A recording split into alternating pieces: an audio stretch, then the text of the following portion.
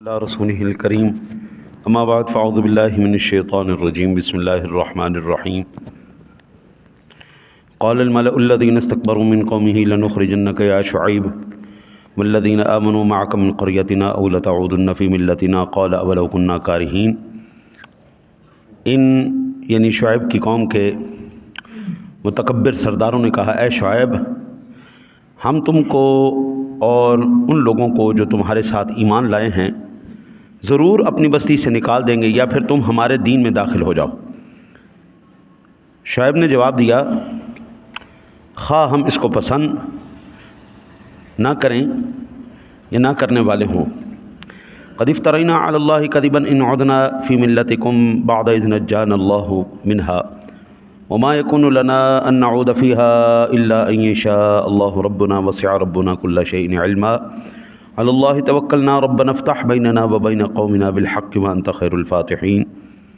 بے شک ہم نے اللہ پر بہتان باندھ دیا اگر تمہارے دین میں داخل ہو گئے، اس کے بعد کہ اللہ ہمیں اس سے نجات دے چکا ہے اور ہمارے لیے اس دین میں داخل ہونا ممکن نہیں ہے سوا اس کے کہ اللہ ہی چاہے، جو ہمارا رب ہے، ہمارے رب کا علم ہر چیز کو محیط ہے۔ ہم نے اللہ پر ہی توکل کیا اور اے ہمارے رب، ہمارے درمیان، ہمارے قوم کے درمیان حق کا فیصلہ فرما دے اور تو سب سے اچھا فیصلہ کرنے والا ہے۔ اس آیہ مبارکہ میں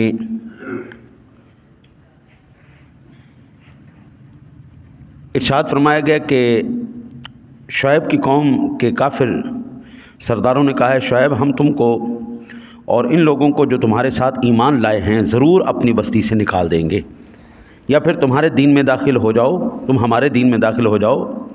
تو شعیب نے جواب دیا، خواہ ہم اس کو ناپسند کرنے والے ہوں۔ اس آیت سے تو یہ پتہ چل رہا ہے کہ جو بہتان باندھا جا رہا ہے، کیونکہ العیاذ باللہ نبی کافر نہیں ہوتا، نبی کافر نہیں ہوتا، یہ کافر سے مسلمان ہو کر نبوت کے منصب پر فائز نہیں ہوتا۔ نبی پیدائشی نبی ہوتا ہے، نبوت کوئی حادثاتی فیصلہ نہیں ہے، نبوت ازل میں اللہ وحدہ لا شریک نے پسند فرما لیا تھا۔ جن جن لوگوں کو میرے رب نے پسند فرمایا ان کو نبوت عطا فرمائی، اور جس کو نبی بنایا ہے اس کے پہلے دن سے لے کے آخری دن تک وہ صاحب ایمان ہوتا ہے، اس کے صدقے اللہ تعالیٰ کئیوں کو ایمان نصیب کرتا ہے۔ تو یہ کیسے ممکن ہے کہ وہ معاذ اللہ العیاذ باللہ پہلے کافر ہو پھر مسلمان ہو جائے، پھر نبوت کے منصب پر؟ تو پھر اس کا کیا جواب دیا جائے گا؟ تو اس آیت کا جواب یہ ہے کہ حضرت شعیب علیہ السلام کے پیروکار ان کے دین میں داخل ہونے سے پہلے کافر تھے۔ ذکر قوم کا کیا جا رہا تھا۔ میں اللہ کے نبیوں کی شان بڑی اونچی ہے، میں سمجھانے کے لیے عرض کرتا ہوں۔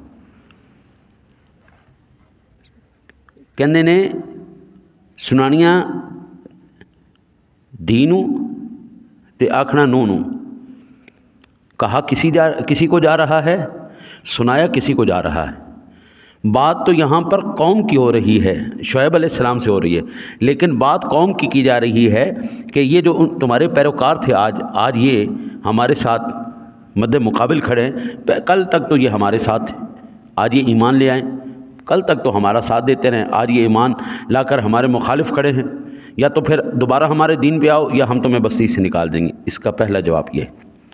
دوسرا جواب یہ ہے کہ کافر سرداروں نے عوام پر تلبیس اور اشتباہ ڈالنے کے لیے اس طرح کہا۔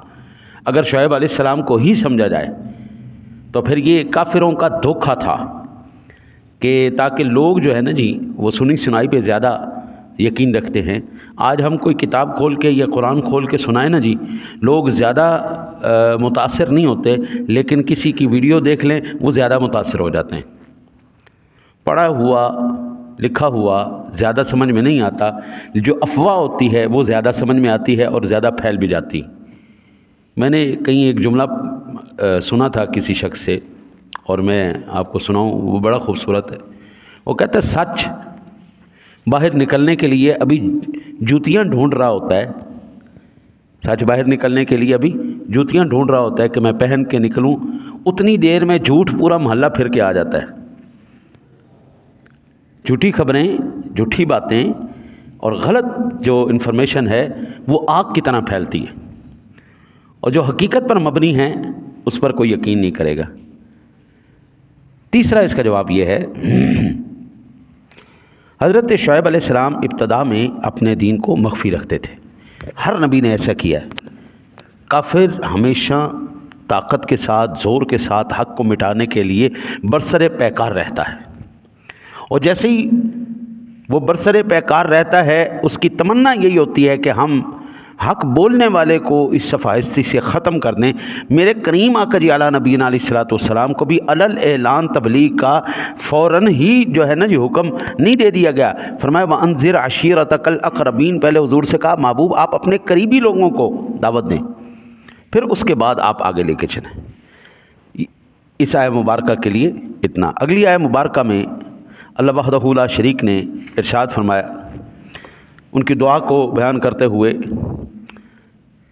علی اللہ توکلنا، توکل، علامہ راغب اصفہانی رحمۃ اللہ تعالی علیہ نے لکھا کہ توکل کے دو معنی ہیں۔ ایک معنی ہے کسی کو والی بنانا، توکل کا ایک معنی ہے کسی کو والی بنانا، توکل کے دوسرے معنی ہے کسی پر اعتماد کرنا۔ المفردات کے اندر انہوں نے اس کو دوسری جلد میں لکھا ہے۔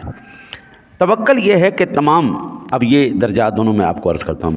پہلا جو ہے وہ درجہ توکل یہ ہے کہ تمام معاملات کو اللہ کے حوالے کر دیا جائے جو مسبب الاسباب ہے، اور اسباب عادیہ سے قطع نظر کر لی جائے۔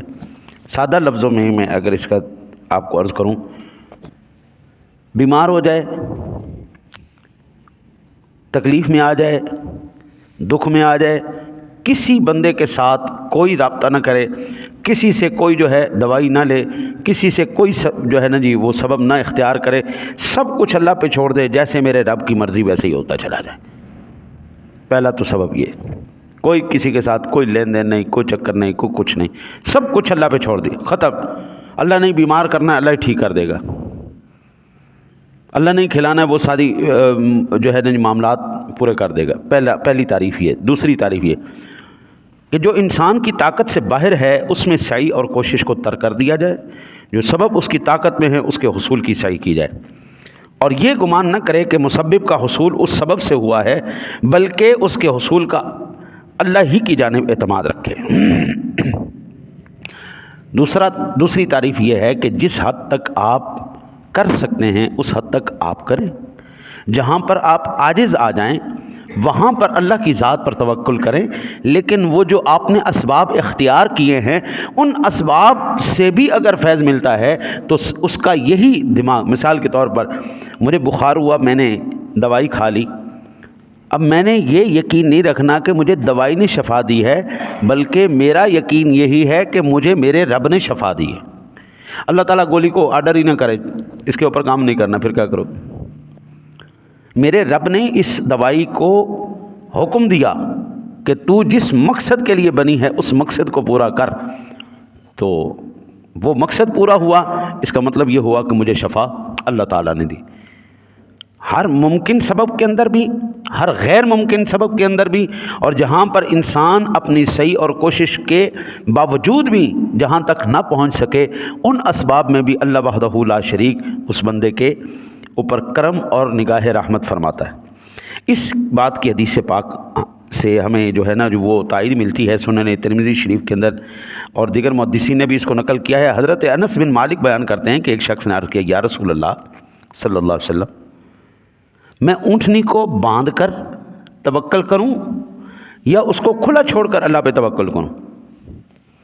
فرمایا نہیں، اس کو باندھو، باندھنے کے بعد اللہ کے اوپر توکل کرو۔ ہماری گاڑیاں باہر کھڑی ہوتی ہیں، ہم نے ان کو تالا لگایا، اپنی طرف سے حفاظتی تدابیر اختیار کی، اس کے بعد ہم نے اللہ کے اوپر توکل کیا، پھر بھی چوری ہو جاتی ہیں۔ ہم نے توکل اللہ کی ذات پہ کیا ہے، اس کا یہ مطلب نہیں۔ اب میرے کئی ایسے ساتھی بھی ہیں، کئی شہزادے سائیکل لے کے آتے ہیں، کھلی چھوڑ کے رکھ دیتے ہیں، اللہ پہ توکل کر دیتے ہیں۔ رسول اللہ کہتے ہیں یہ توکل نہیں ہے، کوئی چک کے لے گیا تو تہاڈی بیوقوفی ہے، یہ توکل نہیں، اس کو بیوقوفی کہیں گے۔ رسول کائنات صلی اللہ علیہ وسلم نے فرمایا پہلے اس کو باندھو پھر اللہ کے اوپر توکل کرو۔ اچھا جی، اب یہاں پر ایک حدیث پاک سنن ترمذی ہی شریف کی ہے، ابو داؤد شریف، ابن ماجہ شریف، مسند امام احمد کے اندر بھی حدیث پاک ہے۔ لوگ کہتے ہیں کہ حضرت مغیرہ بن شعبہ بیان کرتے ہیں کہ رسول اللہ صلی اللہ علیہ وسلم نے فرمایا جس شخص نے گرم لوہے سے داغ لگایا یا دم کرنے کو طلب کیا تو وہ توکل سے بری ہو گیا۔ یعنی توکل یہ نہیں ہے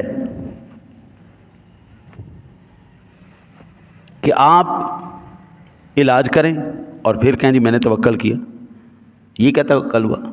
ایسا نہیں جناب، ایسا نہیں۔ ہمیں حضور نبی اکرم صلی اللہ علیہ وسلم کا جو دیگر فرامین ہیں، مثال کے طور پر یہ آپ سرکار دو عالم صلی اللہ علیہ وسلم کا فرمان علی شان صحیح مسلم شریف میں ہے، حضرت جابر بیان کرتے ہیں کہ رسول اللہ صلی اللہ علیہ وسلم نے فرمایا ہر بیماری کی دوا ہے، بس جب کسی بیماری کی دوا حاصل ہو جائے تو اللہ تعالیٰ کے اذن سے اسے تندرستی عطا فرما دیتا ہے۔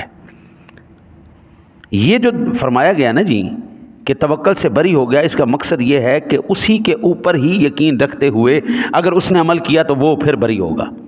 اگر یہ اس بات کا یقین کر لے کہ بھائی دوا بھی، میں آپ کو مثال دوں، ابھی تو ہمارے پاس ایسی دوائیاں آ گئی ہیں کہ اگر زخم بڑا ہو تو اس کے اوپر لگائی جائے تو وہ خون رک جاتا ہے، زخم کو سل دیتے ہیں، ٹانکے لگا دیتے ہیں۔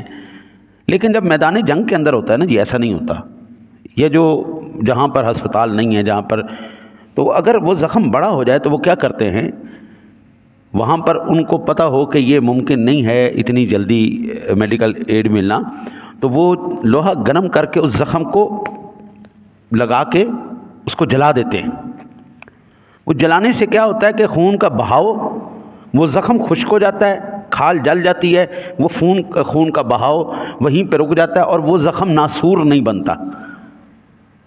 اس کو پھر گرم لوہے کے ساتھ جب بٹھا دیا جائے تو پھر وہ زخم ناسور نہیں بنتا۔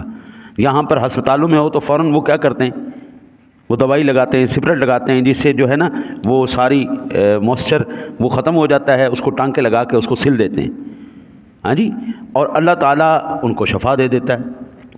لیکن دیہاتوں میں، جنگلوں میں، جہاد کے اندر، میدان جنگ میں ایسے معاملات نہیں ہوتے۔ وہاں پہ کوئی سوئی دھاگا لے کے تو نہیں بیٹھا ہوا نا جی کہ اس کو ٹانکا لگانا ہے۔ اب اگرچہ ایسی سہولیات ہیں، لیکن آج سے پہلے اتنی جتنی سہولیات آج ہمیں میسر ہیں، پہلے اتنی میسر نہیں تھی۔ تو اگر ہم یہ کہیں کہ اس بندے نے اگر صرف اسی کے اوپر توکل کیا تو یہ توکل سے بری ہے۔ اچھا جی، آگے میرے آقا نبی اکرم صلی اللہ علیہ وسلم کا فرمان علی شان صحیح بخاری شریف کے اندر، ابن ماجہ شریف کے اندر، جامع الاصول کے اندر یہ موجود ہے کہ حضرت ابو ہریرہ بیان کرتے ہیں نبی اکرم صلی اللہ علیہ وسلم نے فرمایا کوئی بیماری ایسی نازل نہیں کی مگر اس کی دوا بھی نازل کی ہے۔ اللہ تعالیٰ نے اس دنیا کے اندر جو بھی بیماری نازل کی ہے اس کے ساتھ اس کی دوا بھی نازل فرمائی۔ انشاءاللہ زندگی تو اس پر میں تفصیل سے کل عرض کروں گا، آج اتنا سنیے۔ دوائی موجود ہے، اللہ تعالیٰ نے ہر شے کی دوائی نازل کی ہے، ہماری کھوج کے اندر ابھی کمی ہے، ہم اس تک نہیں پہنچ پائے، ہم اس دوائی تک نہیں پہنچ پائے۔ مثلا ابھی آپ دیکھ لیں دنیا کے اندر بڑے بڑے ڈاکٹر پیدا ہو گئے، کینسر کا علاج آ گیا، دل تبدیل کرنے کا علاج آ گیا، دل خراب ہو جائے تو نواں دل لوا لو، گردے خراب ہو جائیں نویں لوا لو، اکھاں خراب ہو جائیں نویں لوا لو سر۔ لیکن دو چیزوں کا ابھی تک کوئی علاج نہیں آیا، ایک شوگر کا علاج کوئی نہیں آیا، ایک بلڈ پریشر کا علاج کوئی نہیں آیا۔ اس کا مطلب یہ نہیں ہے کہ اللہ تعالیٰ نے اس کا علاج نازل ہی نہیں کیا، اس کا علاج آیا ہے، لیکن ابھی ہماری کھوجیں وہاں تک نہیں پہنچی کہ جہاں پر یہ اس کی دوا موجود ہے۔ اللہ وحدہ لا شریک، بعض مرتبہ ایک نا جی وہ بیماری ہوتی ہے فم معدہ، بندے کو جب وہ بیماری لگ جائے تو وہ اس کی علامات ایسی ہی ہوتی ہیں جیسی ہیضے کی علامات، موشن الٹیاں لگی رہتی، کوئی شے اندر ہضم نہیں کر سکتا، اندر کچھ جاتی ہے تو چیخیں نکلتی ہیں اس کی۔ اچھا، اب قدرت نے دیکھو اس کا علاج کیسا رکھا ہے کہ یہ اونٹنی کا دودھ لے کے نا جی آپ اس کو اچھی طرح ابال لیں، اتنا ابال لیں کہ یہ لال سرخ ہو جائے، لال سرخ ہو کے جب یہ وہ پاؤڈر سا بن جائے، پھر اس کو سکھا کے آپ صرف اس کی 2 جو ہے گندم کے دانے کے برابر خوراک آپ لیں خالی معدہ۔ اب دیکھو اونٹنی کے دودھ کے اندر اللہ تعالیٰ نے یہ اثر رکھا ہے، ایسا علاج ہے کہ عقلیں دنگ رہ جاتی ہیں جب کسی دوائی سے علاج ممکن نہ ہو رہا ہو، یہ آپ کر کے دیکھیں آپ کو مزہ آ جائے گا۔ یہ دوسرا بواسیر کا علاج، بواسیر کا علاج، یعنی یرکان کا علاج، بواسیر خاص کر جو ہیپیٹائٹس سی کے زمرے میں آتی ہے، اس کا علاج اتنا آسان نہیں، لیکن قادر و قدیر رب نے دودھک بوٹی کے اندر یہ ہیپیٹائٹس سی کا علاج رکھا ہے، دودھک بوٹی کے اندر۔ اب یہ دریاؤں کے کناروں پر اکثر یہ اگتی ہے۔ اچھا، مجھے یقین کیسے آیا؟ میں جو پہلی کلاس پڑھاتا تھا ہمارے بزرگوں کی کلاس، اس کے اندر ہمارے ایک ساتھی کو ہو گئی، پہلے ان کو نارمل ہوئی، پھر اس کو وہ سی کے اندر کنورٹ ہو گئی۔ تو ہمارے ساتھ ایک دن حکیم صاحب تشریف لائے ہماری کلاس میں، تو انہوں نے کہا یار اتنا تو بڑا آسان جو علاج ہے۔ 7 دن اس بندے نے وہ بوٹی استعمال کی، اللہ تعالیٰ نے اس کو ہیپاٹائٹس سی سے اس کو شفا دی۔ اچھا، وہ بندہ گیا اپنے ڈاکٹر کے پاس 7 دن کے بعد، ڈاکٹر کہندا یہ ہو ہی نہیں سکتا، تمہاری یہ بیماری ٹھیک ہو جائے، یہ نہیں ہو سکتا۔ اس نے کہا اچھا اس کے ٹیسٹ کرواؤ۔ ٹیسٹ کروائے، 7 دن پہلے اس بندے کو ہیپاٹائٹس سی تھا، اور 7 دن کے بعد وہ بالکل بندہ کلیئر تھا۔ ڈاکٹر حیران ہو گیا کہ اللہ تعالیٰ نے اس بندے کو ٹھیک کیسے کر دی، یہ بندہ ٹھیک کیسے ہو گیا؟ لیکن اس بندے، مجھے نبی کے اس فرمان کے اوپر مکمل اعتماد اور یقین ہے کہ اللہ نے بیماری اتاری ہے تو اس کا علاج بھی نازل کیا ہے۔ وہ ہماری کوتاہی ہے کہ ہم اس علاج تک نہیں پہنچ پا رہے، ورنہ اللہ تعالیٰ نے نازل ضرور کیا۔ ہاں جی، اللہ سے دعا ہے اللہ آپ کو مجھے عمل کی توفیق عطا